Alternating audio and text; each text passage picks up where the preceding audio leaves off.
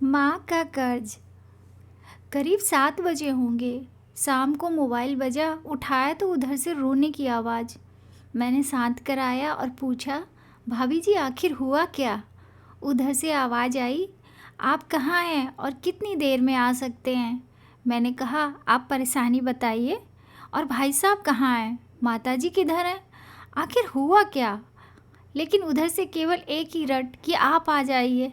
मैंने आश्वासन दिया कि कम से कम 1 घंटा लगेगा। जैसे तैसे पूरी घबराहट में पहुंचा। देखा तो भाई साहब, हमारे मित्र जो जज हैं सामने बैठे हुए हैं। भाभी जी रोना चीखना कर रही हैं। 13 साल का बेटा भी परेशान है। 9 साल की बेटी भी कुछ नहीं कह पा रही है। मैंने भाई साहब से पूछा, आखिर क्या बात है? भाई साहब कोई जवाब नहीं दे रहे थे। फिर भाभी जी ने कहा, ये देखिए तलाक के पेपर, ये कोर्ट से तैयार करा के लाए हैं, मुझे तलाक देना चाहते हैं।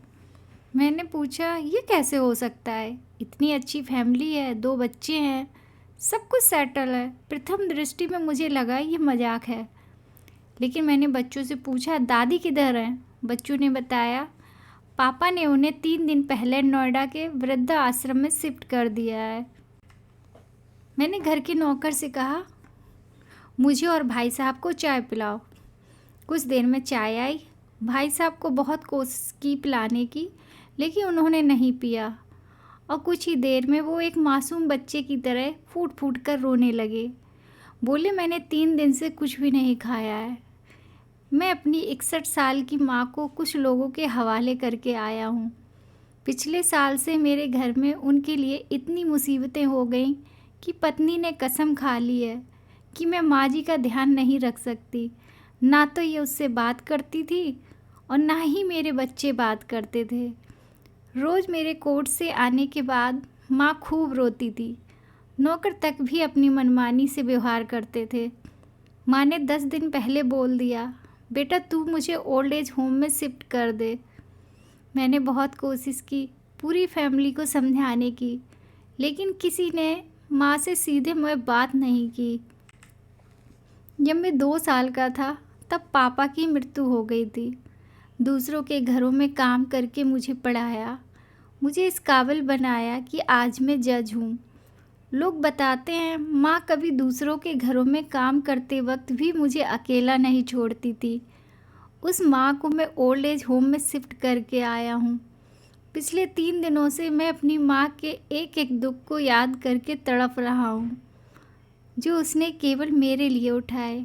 मुझे आज भी याद है, जब मैं 10th की परीक्षा में अपीयर होने वाला था, माँ मेरे साथ रात रात भर बैठी रहती। एक बार माँ को बहुत फीवर हुआ। मैं तभी स्कूल से आया था। उसका शरीर गर्म था, तप रहा था। मैंने कहा, माँ तुझे फीवर है? हंसते हुए बोली, अभी खाना बना रही थी इसलिए गर्म हूँ। लोगों से उधार मांगकर मुझे दिल्ली विश्वविद्यालय से LLB तक पढ़ाया। मुझे ट्यूशन तक नहीं पढ़ाने देती थी कि कहीं मेरा टाइम ख़राब ना हो जाए। और कहते कहते रोने लगे और बोले, जब ऐसी माँ के हम नहीं हो सके तो हम अपनी बीवी और बच्चों के क्या होंगे? हम जिनके शरीर के टुकड़े हैं, आज हम उनको ऐसे लोगों के हवाले कर आए जो उनकी आदत, उनकी बीमारी, उनके बारे में कुछ भी नहीं जानते। जब मैं ऐसी माँ के लिए कुछ नहीं कर सकता तो मैं किसी और के लिए भला क्या कर सकता हूँ? आज़ादी अगर इतनी प्यारी है और माँ इतनी बोझ लग रही है तो मैं पूरी आज़ादी देना चाहता हूँ। जब मैं बिना बाप के पल गया तो ये बच्चे भी पल जाएंगे। इसलिए मैं तलाक देना चाहता हूँ। सारी प्रॉपर्टी लोगों के हवाले करके उस ओल्ड एज होम में रहूँगा। कम से कम मैं माँ के साथ तो रह सकता हूँ। और अगर इतना सब कुछ करके माँ आश्रम में रहने के लिए मजबूर है तो एक दिन मुझे भी आखिर जाना ही पड़ेगा। माँ के साथ रहते रहते आदत भी हो जाएगी। माँ की तरह तकलीफ़ तो नहीं होगी। जितना बोलते उससे भी ज़्यादा रो रहे थे। बातें करते करते रात के 12:30 बज गए। मैंने भाभी जी के चेहरे को देखा। उनके भाव भी प्रायश्चित और गिलानी से भरे हुए थे।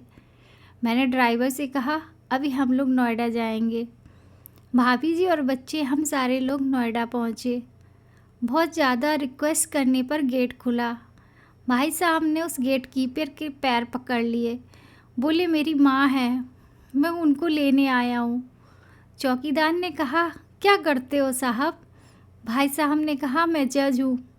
उस चौकीदार ने कहा, जहाँ सारे सबूत सामने हैं तब तो आप अपनी माँ के साथ न्याय नहीं कर पाए, औरों के साथ क्या न्याय करते होंगे साहब? इतना कहकर हम लोगों को वहीं रोककर वह अंदर चला गया। अंदर से एक महिला आई जो वार्डन थी। उसने बड़े कातर शब्दों में कहा, 2 बजे रात को आप लोग ले जाके कहीं मार दें तो मैं अपने ईश्वर को क्या जवाब दूंगी? मैंने सिस्टर से कहा, आप विश्वास करिए, ये लोग बहुत बड़े पश्चाताप में जी रहे हैं। अंत में किसी तरह उनके कमरे में ले गई। कमरे में जो दृश्य था उसको कहने की स्थिति में मैं नहीं हूँ। केवल एक फ़ोटो जिसमें पूरी फैमिली है, और वो भी माँ जी के बगल में, जैसे किसी बच्चे को सुला रखा है। मुझे देखी तो उनको लगा कि बात ना खुल जाए, लेकिन जब मैंने कहा हम लोग आपको लेने आए हैं तो पूरी फैमिली एक दूसरे को पकड़कर रोने लगी। आसपास के कमरों में और भी बुजुर्ग थे, सब लोग जागकर बाहर तक ही आ गए। उनकी भी आंखें नम थीं। कुछ समय के बाद चलने की तैयारी हुई।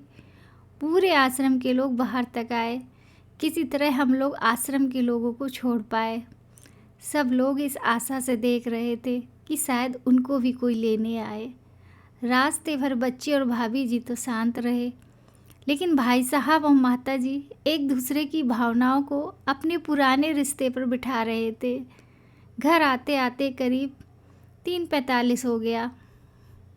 भाभी जी भी अपनी खुशी की चाबी कहाँ है ये समझ गई थी। मैं भी चल दिया, लेकिन रास्ते भर वो सारी बातें और दृश्य घूमते रहे। माँ केवल माँ है, उसको मरने से पहले ना मारें। माँ हमारी ताकत है, उसे बेसहारा ना होने दें।